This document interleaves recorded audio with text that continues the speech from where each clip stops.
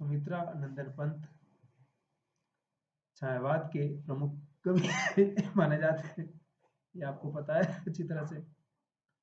और उनका जन्म कौसानी बागेश्वर में हुआ था, जो मैंने कहा ना कि प्राकृतिक रूप से बहुत ही सुंदर और खूबसूरत जगह है, इसलिए उनकी कविताओं में वो सौंदर्य, वो वास्तविकता नजर आती है। और विकिपीडिया में जाकर देखेंगे तो उनकी तस्वीर मिल जाएगी, आपको तमाम चीज़ें मिल जाएगी उनके बारे में। और जाहिर सी बात है कि वो एक गुलाम भारत था, उस दौर में होता है उनका जन्म। और देखिए, पद्म भूषण मिला है, ज्ञानपीठ पुरस्कार मिला था इनको, तमाम पुरस्कारों से सम्मानित हैं। और मैंने कहा ना कि छायावाद के महत्वपूर्ण कवि हैं, प्रकृति के सुकुमार कवि हैं, अरविंद दर्शन से बहुत प्रभावित रहे हैं, इसलिए उनकी कविताओं में वो चीज़ें आती है। और विवाह नहीं किया, देखिए छायावाद के कवियों के साथ ये रहा है कि प्रसाद का जीवन अलग था, उन्होंने तो विवाह किया था। पंत ने विवाह नहीं किया था, महादेवी ने विवाह किया था लेकिन हमेशा अकेली रही वो। अज्ञे ने भी बहुत बाद में विवाह किया था। तो ये अलग ही उनका, हरिशंकर परसाई जो हिंदी के बड़े व्यंग्यकार थे, उन्होंने भी विवाह नहीं किया था। तो विवाह करना नहीं करना वो एक अलग बात है, लेकिन हम बता रहे हैं कि किस प्रकार से वो सारी चीजें उनके जीवन पर प्रभाव डाल। तो हम बातचीत कर रहे थे कि पंत सुमित्रा नंदन पंत, है ना। प्रकृति, देखिए जिस माहौल में कोई इंसान पैदा होता है, उस परिवेश का उसके जीवन, उसकी सोच, उसके विचारों पर कितना प्रभाव होता है। और मैंने कहा ना कि आज हम 2025 में हैं, याद कीजिए आज से 100 साल पहले हिंदुस्तान किस तरह का रहा होगा। यहाँ की सामाजिक परंपराएं, रीति रिवाज, एजुकेशन, आर्थिक स्थिति, सामंती व्यवस्था, उसमें एक आम आदमी, एक सामान्य इंसान की ज़िंदगी कितनी दूभर रही होगी, किस प्रकार की रही होगी, उन सारी चीज़ों की आप कल्पना कर सकते हैं और उस हिसाब से हम सारी चीज़ें समझ सकते हैं। पंत की जो प्रसिद्ध कविता है प्रथम रश्मि, यानी कि सूरज की जो किरण होती है सुबह जब वो जाती है, सूरज जब निकलता है उसके बाद किस प्रकार से सारा अंधेरा भाग जाता है।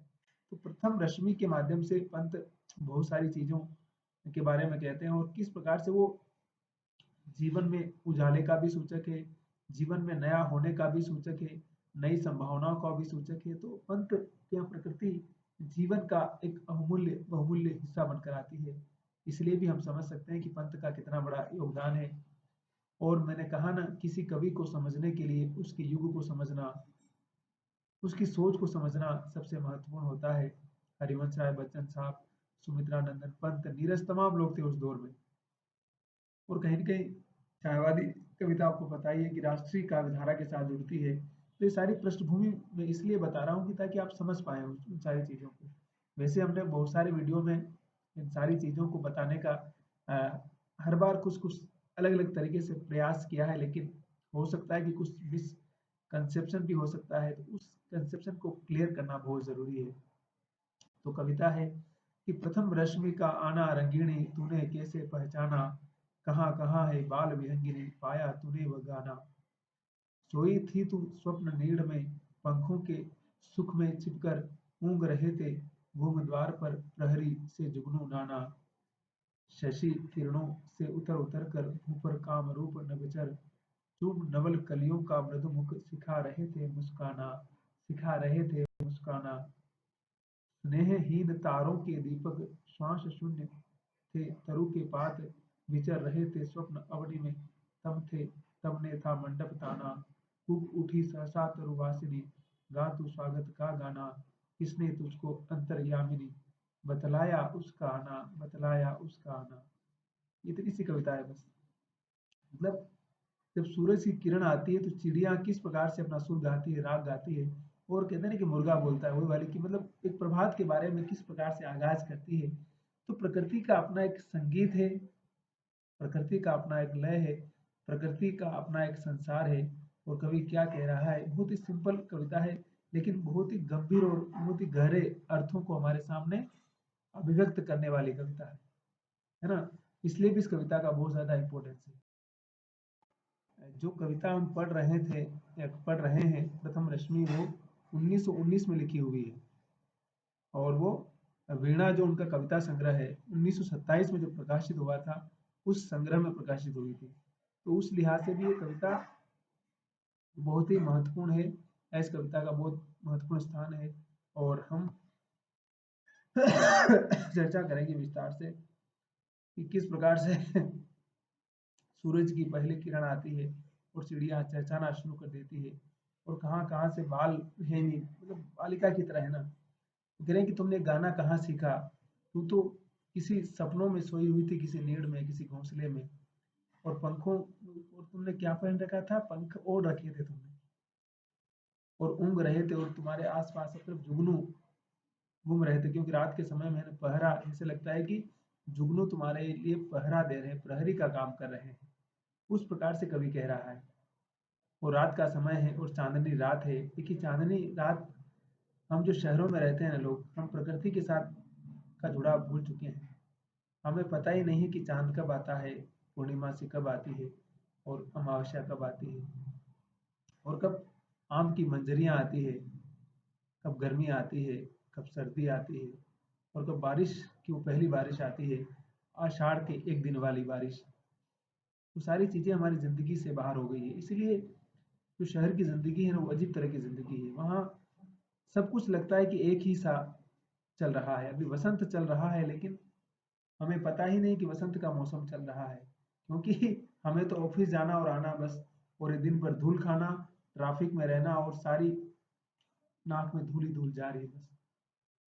उस ज़िंदगी और उस ज़िंदगी के जो मायने हैं, जो प्रसाद के यहाँ पर है, जो पंत के यहाँ पर है, जो अज्ञे के यहाँ पर है, अरे यायावर रहेगा यार, कितनी नावों में कितनी बार, और असाध्य वीणा जैसी कविता लिखने वाले अज्ञे, उनके यहाँ प्रकृति कितनी खूबसूरत तरीके से आती है। तो शशि किरणों से उतर उतर कर, यानी कि चंद्रमा की जो किरणें हैं वहां से उतर उतर करके भू पर काम रूप नभचर, जैसे लगता है कि धरती पर वो काम भाव भेज रहा है, क्योंकि रात में आप सब कुछ संभोग करता है, जब सब कोई अपनी पत्नी प्रेयसी के साथ सोया हुआ था ना, तो पंत कहीं ना कहीं उस भाव को भी अभिव्यक्त कर रहे हैं। और चूम नवल कलियों का मृदु मुकुर, नई नई जो कलियां, उनका तुम मीठा मीठा मुख चूम रहे हो, सिखा रहा है किस प्रकार से मुस्कुराना, कि जीवन का जो सार है, जीवन का जो मतलब है वो क्या है, हमेशा मुस्कुराते रहो, हमेशा खुश रहो, और जीवन को कितना सहज होकर के, कितना सरल होकर के जीने का प्रयास करो। स्नेहहीन तारों के दीपक, वो तारे जो दीपक है ना, जो तारे किसी दीपक के समान है, वो स्नेहहीन हो चुके हैं। वो श्वास शून्य थे तरु के बाद, ऐसा लग रहा है कि जो तरु यानी वृक्षों के जो पत्ते हैं वो भी श्वास नहीं ले रहे हैं, क्योंकि पेड़ तो रात में ऑक्सीजन छोड़ता है, आप जानते हैं, CO2 छोड़ता है, O2 नहीं छोड़ता है। और तमने था मंडप ताना, और रत मैंने कि अंधेरा जो था ना, उसे लगता कोई मंडप तान रखा उसने। तू गा स्वागत का गाना, लेकिन तू स्वागत का गाना गा रही है, किसने तुझको अंतर्यामिनी बतलाया उसका आना। हे अंतर मन को जानने वाली, तुम्हें उस पहली रश्मि का, पहली सूरज की किरण का आना किसने बतलाया है, और तू किस प्रकार से उसके भाव को, उस सारी चीजों को समझ गई है ना। कविता बस इतनी छोटी सी है, लेकिन मैंने कहा ना कि पंत इस कविता के माध्यम से जीवन की उस संभावना, प्रकृति के साथ हमारा अटैचमेंट, जो कि अब लगातार कम होता जा रहा है। हमारी नई पीढ़ी जो है ना, शहरों के लोग तो जानते भी नहीं है कि मूंगफली कहाँ लगती है, मिर्ची लाल होती है पहले या हरी पहले बाद में होती है, क्योंकि जब हमें उस जीवन की वास्तविकता का पता नहीं होगा, तो जाहिर सी बात है हम उन चीजों को नहीं समझेंगे। बच्चा जो बड़ा हो रहा है और उसको जिस प्रकार का आप परिवेश देंगे, उसी प्रकार की उसकी सोच बनेगी, जाहिर सी बात है। अगर उसने कभी गांव नहीं देखा है, अगर उसने कभी पहाड़ नहीं देखा है, नदी नहीं देखी है, तो उसके बारे में क्या जानेगा। उसको क्या पता है कि आम कहाँ लगता है, मौसम्बी कहाँ लगती है, पपैया कहाँ लगता है, और कटहल कहाँ लगता है। तो इन सारी चीज़ों की जानकारी बहुत ज़रूरी है। प्रकृति को घूमना, देखना, उन सारी चीज़ों के साथ घुलना मिलना हर किसी के लिए बहुत ज़रूरी होता है। तो जुड़े रहिए और वीडियो पूरा देखिए, लाइक सब्सक्राइब शेयर कीजिए और बने रहिए। तो मैंने कहा ना कि हमने बहुत सारे वीडियो बना के डाले होंगे, आपको जब भी समय मिलता है UGC नेट के लिए और बाकी तमाम परीक्षाओं के लिए। और वैसे भी अपने आप को मोटिवेट रखिए हमेशा, निराशा को बाहर दूर फेंकाइए, नेगेटिविटी को अपने जीवन से हमेशा के लिए बाहर निकाल दीजिए। खुश रहना है, खूब मेहनत करना और काम करना है, ठीक है।